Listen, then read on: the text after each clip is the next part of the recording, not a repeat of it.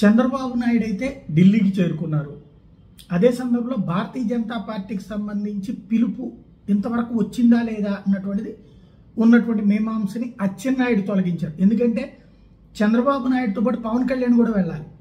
అయితే బాబు ఢిల్లీకి వస్తున్నారు కాబట్టి అపాయింట్మెంట్ ఆ మీడియా సంస్థ ఏదైతే ఈ కార్యక్రమం నిర్వహించిందో వాళ్ళు ఇంటరాక్ట్ చేశారా, లేకపోతే డైరెక్ట్గా చంద్రబాబే మాట్లాడారా, లేదా బాబుని పిలిచారా?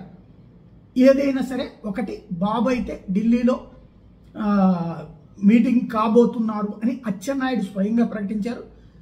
అలాగే పవన్ కళ్యాణ్ వెళ్ళబోతున్నారు ఢిల్లీకి రాత్రికని నాదెళ్ల మనోహర్ ప్రకటించారు.